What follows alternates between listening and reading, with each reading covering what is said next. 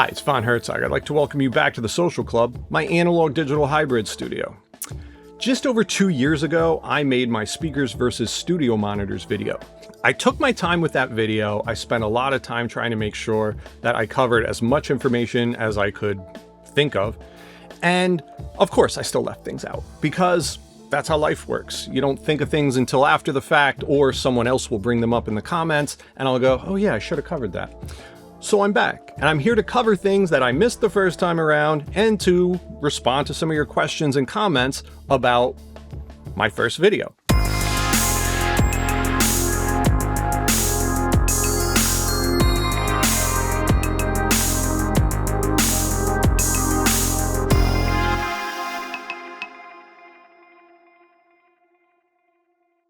So, what's changed in the last 2 years? I've grown a beard. I got different video monitors. I got different studio monitors. In the last video, I had touched on how all of the speakers that I were building and using were passive. And that has changed. These, the King RF4Y MKIII kit from Seos in Norway, I built these out in an instructional video last year. You can go back and check it. If you were interested in that video, there's going to be a new one coming where I take this design and I expand it out into floor standing speakers with 2 extra 10-inch passive radiators in each cabinet. So we're talking about 3 10-inch speakers pushing out, 1 active, 2 passive. It's going to be fantastic. I can't wait to get into it, but we're going to be doing that in the spring. I love the 10-inch subs in these though, and I'm excited to build out the floor standers in the future to see how that low end really kind of covers everything. Now these already cover 20 to 20. So you're like, why would you bother? I want to take some of the strain off the amp of having to EQ that low end up by adding the passive radiators to actually create the moving air. It's going to sound better in the end. The distortion's going to be lower. It's going to be better all the way around. But I wanted to cover the last video, expand on some things, talk about some new things, and hopefully just give you an even better idea of the difference between what makes a speaker a studio monitor and why not all speakers can be studio monitors because they don't meet the criteria. So in short, what are the criteria for a studio monitor? Very flat response, very low distortion, very good phase response, very good off-axis response. Another part of it is the transient response. Transients are very sharp sounds in music, like a snare hit or a guitar strum. Very good transient response in a speaker is going to ensure that these details are preserved and not smeared. If you have too low of a resolution speaker, those transients get buried and you don't actually hear what's happening. And sometimes those transients can be very sharp and you have to, shape them as part of the music production process or the mixing process or the mastering process. But if you can't hear them, you can't adjust them. That's why you need studio monitors with a good transient response. One thing I want to touch on here is speaker sensitivity. I often see people shitting all over low sensitivity speakers. Oh no, I want a speaker in the high 90s for sensitivity. Okay. But I need you to understand something. Every time you raise the sensitivity by 3 decibels, you're dropping an octave off of the response. So that's why when you see speakers that play pretty full range and play very low down into the frequency spectrum, they're low sensitivity. Because at high sensitivity, they wouldn't be able to recreate those lower notes. I'll let Paul explain it. So here's something to ponder. For every 3 dB of efficiency, we lose 1 octave of bass, okay? So if you build a speaker, let's say with a reasonable efficiency, 88, 90 dB, okay? And that speaker was capable of going down to, 30 hertz, okay? If we want to make it now 93 dB, it's going to be 60 hertz. And if we want to make it 96 dB, it's going to be 120 hertz. Each one of those is an octave. So as the efficiency goes up, the bass goes away. How can we fix that? We can make the box larger. But it isn't all that easy because for every 3 dB of efficiency or sensitivity, the box has to become 8 times larger in volume. 8 times. So if you start with a box like this, just to get that 3 dB of efficiency and to keep the bass, I mean, I don't know, it's going to get big really quick, okay? So speaker sensitivity is something that I think I should go more in depth on in a future video. If you want to see a video on speaker sensitivity and how the sensitivity really kind of dictates where the frequency response is going to be, leave a comment. I'll make a video on it. To me, a low sensitivity speaker just means I have to throw more power at it. Look, I'm a Class D amp guy. I know there's a lot of Class AB guys out there, and I've used those amps in the past. But Class D amps have gotten so good. These Encore amps are so good. The Ice Power amps are so good that I don't see the downside to Class D anymore. And they give me a boatload of power that I can throw at my low sensitivity speaker and make it play really loud. Don't let speaker sensitivity be the deciding point for you on whether a speaker is good or not. It's one factor to consider, but it shouldn't be the only one. So let me recap real quick what the difference is. Regular speakers are designed to make music sound better than the recording, because sometimes things happen in the recordings, some little imperfections that if you don't have high enough resolving speakers, you won't even notice. It'll fly right past you. And some hi-fi speakers intentionally try to improve the sound. To me, the best anything can ever sound is as true to the recording as possible, which is why studio monitors are such an important part of the puzzle for me. But if it sounds good on a studio monitor, it's probably going to sound good elsewhere, because studio monitors are so dialed in and flat and tailored to be neutral in their presentation of things that anything that stands out, like a 2 decibel bump at 3K, is going to sound very bright on studio monitors if that's in the recording. But you might have some nice hi-fi speakers that have that little dip there where your highs sound great, your lows sound great, and it just pushes down at that little bit there. And you're not going to notice on those speakers that that 3K should have been turned down a little bit. So if you can't hear what's accurately going on in the recording, you're never going to be able to fix it before you ship it out into the world for the hi-fi folks to enjoy. In my audiophiles versus studio engineers video, I tried to touch on why we use such neutral systems. And not that we don't enjoy listening to music with all that extra fluff added, but we can't do that in the music making process. We need as flat and detailed and clinical and scientific a response as we can possibly get. That's why we have sound treatments everywhere to make sure that when the sound reaches our ear, we're hearing the recording and not interference from the room, emphasis or hype from the speakers. All of that needs to be taken out of the equation so that we only hear the recording. And that's what I'm going for.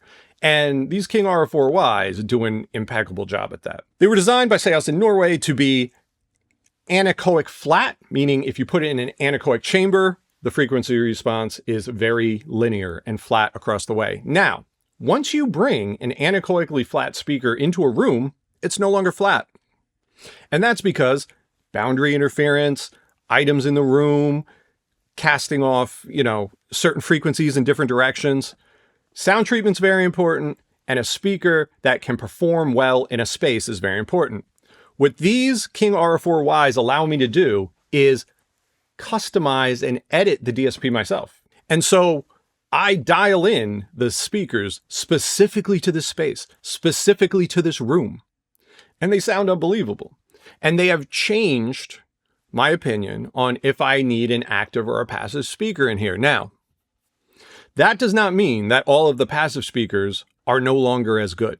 Again, when we're comparing active and passive, I have a hard time with it, because while this is an active speaker, the kit parts themselves are over $3,000 just for the parts. That doesn't include any of the labor, having them built out, nothing. So just the parts are over $3,000. Now, if you're comparing that to a pair of speakers that retail for $999, those amps aren't going to be as high quality. The cabinet isn't going to be built as well. The drivers themselves probably have concessions made for price and cost so that the manufacturer can keep their profit margins right. So when I compare active and passive, not all actives are equal. Not all passives are equal. So to just say, what's better, chocolate or vanilla? What kind of chocolate? Dark chocolate, milk chocolate, Swiss chocolate. What kind of vanilla? Vanilla bean, French vanilla? You get what I'm saying, right? There's variations and gradations on everything. And so if we aren't recognizing them, we're lying to ourselves. You have to be honest with yourself about the equipment you have and what it can actually give you. And if you have equipment that is high enough resolving and can show you everything and do it in a beautiful clinical way, but still not sound clinical, still sound very detailed and very accurate, that's what you want out of a studio monitor. Because you need that sound to be perfect. And you're not going to be able to dial in perfect if your speakers aren't being truthful with you. So when it comes to the pros and cons of active versus passive, let's just make a short list, okay? On the pros side, plug and play simplicity. All you got to do is plug your analog signal in, give them some power, turn them on, they're ready to play. That's nice. The built-in amp is usually matched to the speaker's performance. So it's not going to overpower or underpower the speaker. It's going to give it exactly what it needs. And that can be a very good thing sometimes. And by going active, you're putting the amplifier into the speaker, so everything's a bit more compact, less parts in the long run. However, your cons end up being you can't customize them the same. And the repairs get more expensive for it. They just cost more because there's more active parts in the speaker, hence the name. And there's more potential points for failure. And also the amp can make the speaker heavier, but weight isn't usually an issue outside of shipping or if you have speaker stands that can only support a certain weight. But typically the weight of the monitor isn't really all that big of a deal. Like these King R4Ys, once everything's put in, they were like 64 pounds, 62 pounds, something like that. I can't recall exactly, but they're heavy speakers. So now if I talk about passive speakers, what's the pros and cons to those? Passive speakers tend to be more flexible just because you can pair them to a variety of different amplifiers and even find the amplifier that works perfectly for those, for your ears. It's easier to switch out parts. For instance, you can swap out the amp without having to replace the speakers. They're not all in one. And, where active speakers were heavier, passive speakers are usually lighter. Now, they will have crossover parts inside that aren't required for an active, because an active speaker can use filters in the amplification process to route the correct frequencies to the correct drivers. You don't have that option in a passive speaker. You're giving it a source, and then the amplifier is being divided up, or the amplifier signal is being divided up into the high-low circuits, high, low, mid, whatever you got in your speaker. Now, the cons of that is, you have to find an amp to match it. So if you don't know what's going to pair well with those speakers, now you're on a mission to find the right ones before you can even get down to listening. And if we're being real, it's harder to find passive studio monitors than it is to find passive speakers. A lot of speakers are passive. A lot of studio monitors are active. It doesn't mean that one's better suited for the other. It just means that it's, less parts. HiFi people love trying different amplifiers and preamps and all these different things. Studio people don't want that. We want something reliable we can lean on day in and day out, and it's going to do the job that we need it to do. When it comes to the active versus passive thing, I was a very passive first person. And I probably still am when it comes down to it. I'm not, because my Amphion 118s were passive. The SBH7S that I designed is passive. The VH180 is passive. But I think I'm going to be making a VH180 that is active. And I'm really excited for that. I'm looking at some of the Ice Power mini DSP amplifiers to use in a VH180 package that I think would be phenomenal. Drop me a line if you're interested in seeing that. Another big thing to consider is that the majority of studio monitors are near field designs. They're designed to be listened to where the listener is within 5 feet of the speaker. Above that, you start getting into midfield. Midfield is going to be like the 7 to 12 foot range. And once you're in more than 12 feet away from a speaker, that's not what you want. Like, you can do that after the fact. You turn the mains on in the room and you listen back to everything and see how, the sound reacts in the space. But that's not what you're working on the majority of the time, because that detail gets lost in the distance from the speaker to your ear. So by sitting closer to them, by getting up on them, do you remember we did the equilateral triangle and how the equilateral triangle ensures that your speakers are perfectly calibrated and you're hearing them properly? That's very important. I used the chart from Amphion and a laser level to make sure that my speakers are exactly dialed into space. Because one of the things you have to consider is when you have your speakers set up, and this is just the physics of it, if your right speaker pushes back, say, an inch, just an inch, your very high frequencies, you know, like maybe above 12 or 15K, are going to start to wash out, and they're not going to reach your ear in phase. That small amount can make a big difference in how you end up hearing it. Because remember, those very high frequencies, the waveforms get tight and very short. And so very minute changes have very big differences or very big results in what you end up hearing. One of the things I always do when I set the listening mic up in the proper listening position is I do a measurement with both speakers at the same time. Now, when you're designing a speaker, you're only ever taking one speaker at a time, a solo speaker in measurement, so that you know exactly what that frequency response is. However, when you're in the room and you're listening to if your speakers are calibrated properly, it shows you very quickly if your high end falls off. If it falls off like a cliff, that means that your high frequencies are out of phase, and you can see it in your phase response. To get that back in, you have to make sure that you are equally measured, because if you don't have that measurement right, you're going to be losing frequencies without realizing it. And the only way you're going to know it is when you get that mic in there to show you what's really going on. So another part to consider is the driver materials. Do they change for a studio monitor over a regular speaker? They can. Let me explain. There's all kinds of different materials now for speakers. TPCD, the metamodal from Seos are some of the nicest materials I've ever heard for a speaker. Their off-axis response is amazing. And my next video is going to be the Seos Lucid Kit, which if you haven't looked into, look into it now. Amazing kit. 150 millimeter TPCD woofers. Ralph's on the move. Can you hear him clip-clopping? Ralphie's going. The Seos Lucid Kit uses a 150 millimeter woofer with that material and a 1-inch tweeter with that material.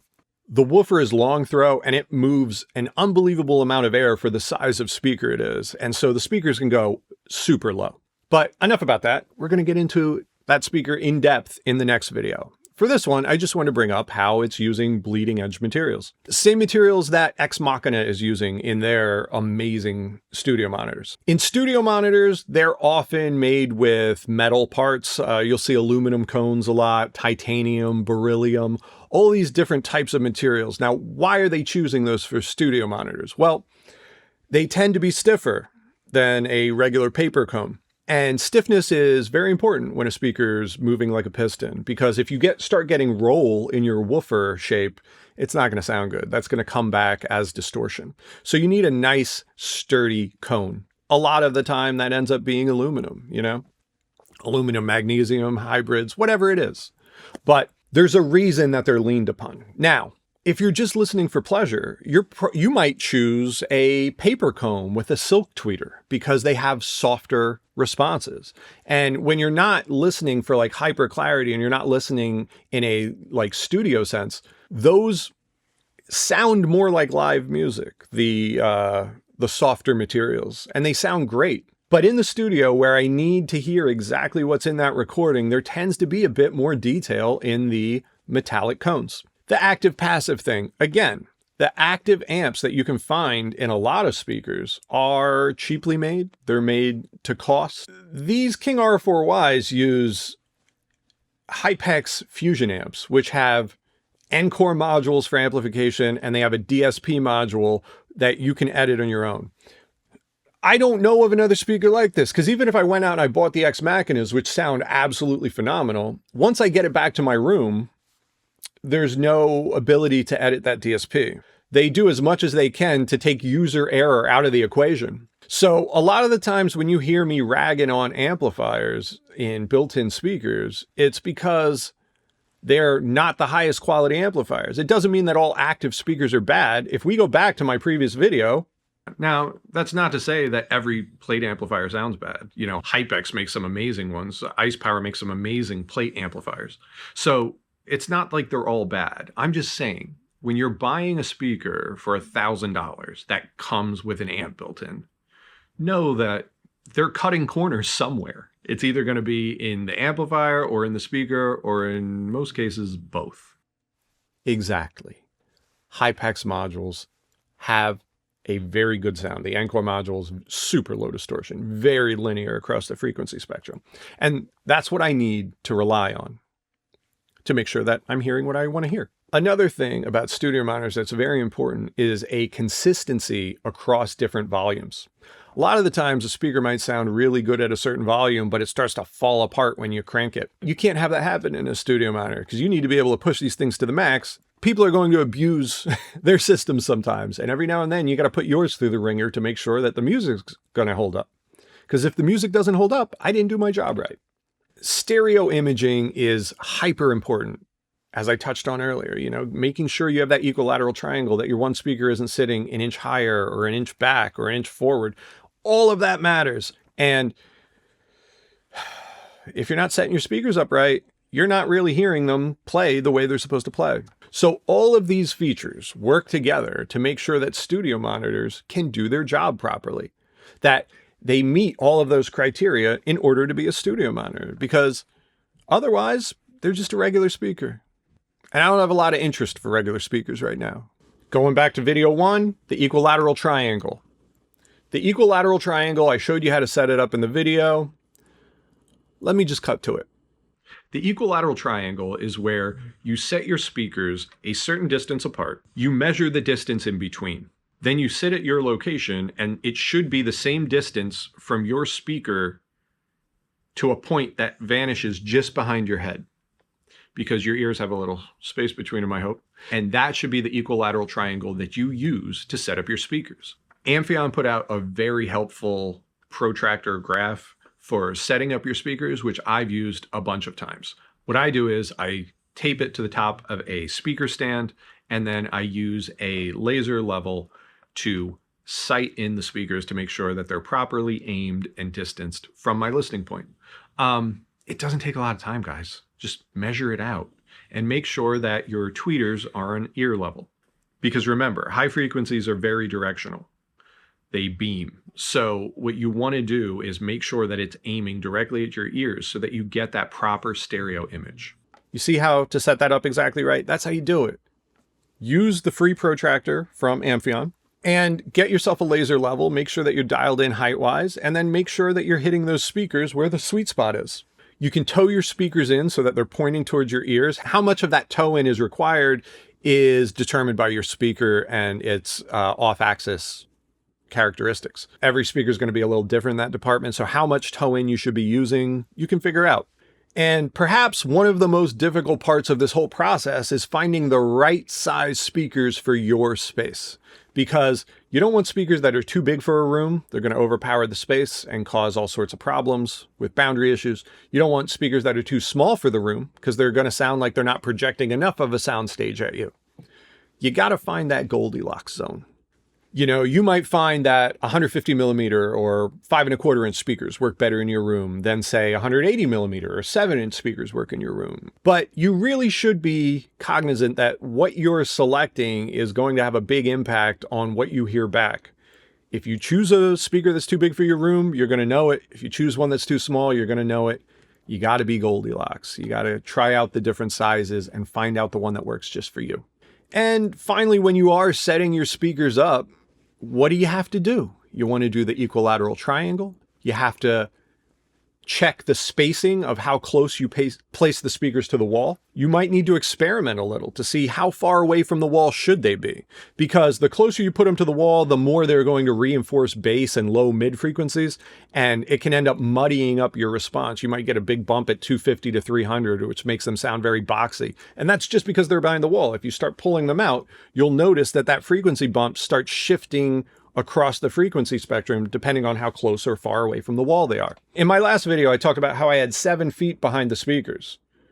I have 9 feet behind the speakers now, almost 10. And that's because I needed to shift the null further down in the room. The closer I put these speakers to the wall, the higher the null comes up into the frequency band. Either place the loudspeaker far enough away from the wall that the interference dips are so low in frequency that they don't bother you, bearing in mind that you need 4 meters to get below 20 Hz. I don't want that null at 150 or 80 or even 60 or even 40 Hertz. I had the null at 31 hertz. I had to push another 2 feet to get the null down to about 28 hertz, 27.5 hertz. And that's where it sits now, where not a lot of musical notes are played. It tends to be mostly rumble in recordings, but I do deal with some hip hop and some bass music that has activity in that region. And these things play accurate, man. Like they do an amazing job on it. But I needed to change the position a little bit to make sure that I could get the best response from my room. And that required moving them out even a little bit more than they were before, because you're dealing with wavelengths, and to shift that wavelength down, or to elongate that wavelength, that shifts the frequency down.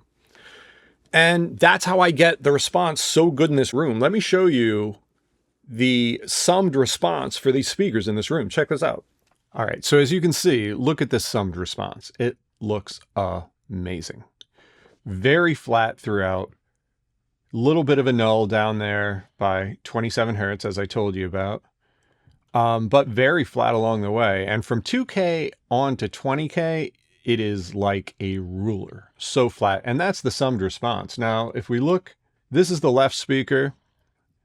Still looks good. I mean, bonkers flat. The null is more present on the left speaker. You'll see the right one has a bit of a bump under the null to help level out the null when they sum, so that when we do look at them together, they look like this. And that looks beautiful. Guys, look at that.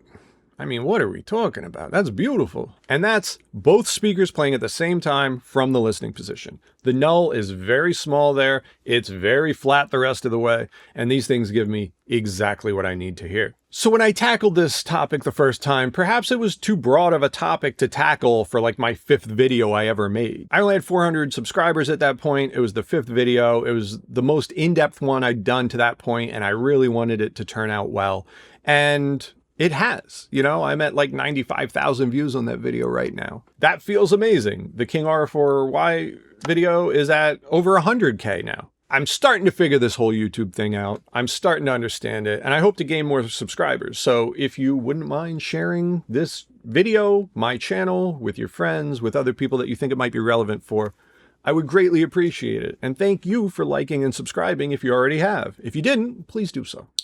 Doesn't cost you anything. It's free. Free. You help the channel out, doesn't cost you a penny. Come on, help me out, bro. I want to talk a little bit about comments I got on the first video, and the majority of them were very positive, but I had people argue with me about ported speakers and that they're more controlled than a sealed speaker, and I just have to disagree, especially at or under the resonant frequency of the speaker, like, or the tube. If the speaker starts to become less controlled at and around the resonant frequency, and once you dip under that resonant frequency, the woofer's playing out of control at this point because it doesn't have the air cushion behind it. I don't know why this is a debate. It shouldn't be, but it appears to be. A ported speaker is not as accurate as a sealed speaker.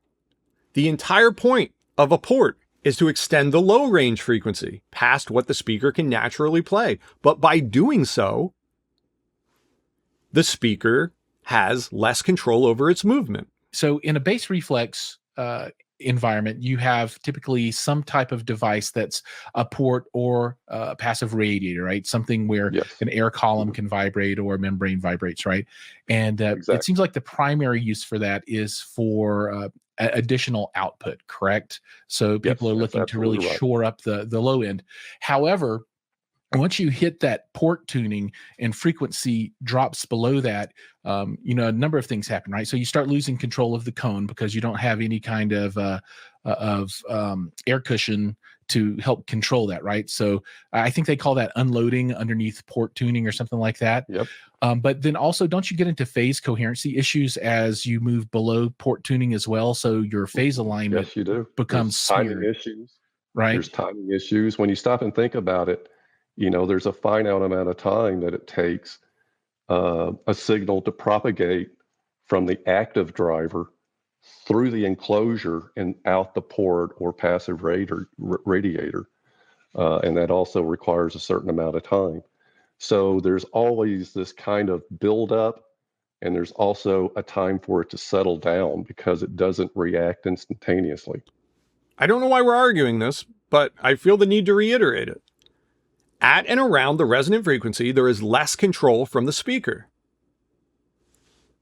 than in a sealed system. Hit me in the comments, argue with me, but I don't know what there is to say. I also had people taking umbrage with the fact that I suggest that the amplifiers in their active speakers aren't good. And I tried to couch that with, there are good active plates out there. The Ice Power Mini DSP ones, good. The Hypex Fusion amps, good. Some of the cheaper ones, not so good. But you get what you pay for. It's especially true in hi-fi and studio gear. But one of the things that I really hope that you take out of this and leave here with is that you should audition a lot of speakers. Try a lot of different speakers. Try passive. Try active. Try them in big rooms. Try them in small rooms. It's like green eggs and ham, right? The point I'm trying to make is everyone hears slightly differently. We're all individuals and we all have slightly different hearing, which is why not every speaker works for every person, you know? And that's okay. We don't all have to hear the same, but we should at least agree on how physics work. What I tried to touch on in my Audiophiles versus Studio Engineers video is just because something works for you in your specific situation and the way you hear doesn't mean it will translate to someone else. And so all we can ever do is share our experiences, but we shouldn't try and guilt people into saying you have to do this, or if you're not doing it this way, it's wrong. I don't buy into that. I think that there's multiple ways that you can properly do something. And depending how you hear might not line up with how I hear. But if it works for each of us, then there shouldn't be any argument because we each found what worked. We just can't get too pushy with what worked for us with other people because it's not always going to work for them. Just understand that, right? We can share what we've learned along the process, but it isn't gospel. It's just our experiences. And that's all any of us are trying to do, right? Is give an honest recollection of what we've learned and experienced in life and share it with others so that the people that do hear the same way can get the same enjoyment out of it on something that maybe wasn't on their radar. So when you're setting your speakers up, make sure you have the Equilateral Triangle. Make sure you're using some sort of monitor stand or something to decouple them from the surface that they're placed on. I have the Aperta isoacoustic stands for these. You know, you can use the RLX Mo pads, anything that's going to help decouple your speaker from the surface. It's going to help a lot with your bass definition. Like 250 hertz and under is going to get much tighter and cleaner because the surface that they're placed on isn't resonating with the speaker. When they resonate in sympathy, they can amplify things. And that's not what was in the recording, right? If your desk or speakers are vibrating, that wasn't in the recording. That's an error in your playback system. In Fidelity, we're still building out speakers. We have switched to the made-to-order plan, which has made it a lot easier on Vince and I. And it's giving you more customization options. So I think it's a win-win for everyone. We're giving the customer more control over what goes into their speaker. They can pick their capacitor type, their inductor type. You know, we have options now. That has worked out better for us than just trying to build speakers and try to find places that they fit. One of the things that we've been playing around with, Vince and I, is offering Inclined Fidelity speakers as flat pack packages that you can build yourself. Is that something you'd be interested in? Like, drop me a comment and let me know if you'd be interested in buying studio monitor kits from us at Inclined Fidelity and then finishing them on your own. Because I think the DIY community is up for it, but you guys got to tell us. You know, we're not mind readers. So if you're interested, drop us a line. Maybe we send some flat packs out. Some of you may already be aware, but my English Bulldog Sherman from the last video passed away. He actually passed away 2 months after that video dropped. It broke my heart. The studio was a very different place and I was lonely. I'm not going to lie. Not having Sherman here by my side. He was my engineer, man. Like all the time I spent in the studio, Sherman was right next to me, listening, giving me feedback. Sherman was an English bulldog, and he had a bunch of health issues, you know, just because the English bulldogs aren't the healthiest even when they're born. This time around, we rescued an American bulldog, and his name is Ralph. Ralph, take a bow. Get it! There you go! Ralph has been awesome. He's been a great addition to the family. He's been a great studio partner so far. Every now and then he gets up and clip-clops around. But for the most part, he's a bump on a log, and I love him. But I wanted to make this video because I feel like you guys deserved some answers on some of your questions and comments. And also, I missed a couple things the first time around. Like I said, it was my 5th video. I was trying to find my way. I've learned a few things. I've learned how to color correct. I've learned how to edit better and just, you know, better storytelling in general, I hope. But keep an eye out for that Seos Lucid kit. That's going to be my next video that drops after this one. And that kit's a monster. So stay tuned for that. And thank you for coming along to this video and listening again. This video isn't sponsored. I still don't have a sponsor for any of my videos. I'm trying to give you my honest opinion on things. And I don't want that to be colored. And drop me a line and just tell me what type of videos you'd like to see in the future, because I kind of have a list of videos I'm working on over here, but they're not in any specific order. So send me what you're thinking and maybe I can, you know, sneak a video in there somewhere in the order, so you can get answers for the questions you have about hi-fi or studios or whatever it is. If it's audio-based, I hope to help. I am not a teacher naturally. My dad was a teacher. My dad was a 3rd grade teacher for the majority of my life, and he was really good. And although I am not a teacher and I haven't been trained as a teacher, he was the best teacher ever. And he taught me a lot. So hopefully that is coming to fruition here in these videos, because I've learned a lot in the past few years doing this. I'm trying to make better, more interesting, tighter videos so that you guys get more out of it. If you do get more out of it, please like and subscribe. Leave me a comment. Let me know what's up. I dropped a new album. I dropped an EP. It's a trip-hop EP. I worked with different vocal artists on a short 6-track EP, trip-hop genre. I hope you enjoy it. If you do, tell me you like it. But at least check it out. It's called David's Crate. I had a family friend who passed away. I inherited a bunch of his records, which I started digging through and deciding to create new music from. And that's what David's Crate is. I hope you enjoy it. But thanks a lot for coming along. Thanks a lot for listening to this video. Please like and subscribe if you didn't already. I'd really appreciate a like and subscribe. Please share this video with your friends. And don't be afraid to comment. I don't bite hard. So leave a comment. And all in all, just thanks for coming along. Thanks for coming to the social club. I hope you had a good time here. I look forward to seeing you back in the near future, one of my future videos, and hopefully we can discuss accordingly. And so I think we've covered a lot of ground here today. I think I left you plenty of stuff to talk about. But feel free to message me and leave me a comment and tell me what it is you'd like to see in the future. But I hope this video had utility for you. I hope that you got something out of it. I'm trying to do good videos over here, guys, and I hope that that is what I am creating. People who don't like the videos aren't shy. They tell me. But if you do like it, drop me a nice comment to help counterbalance the bad ones. And until next time, this has been Von Hertzog from the Social Club.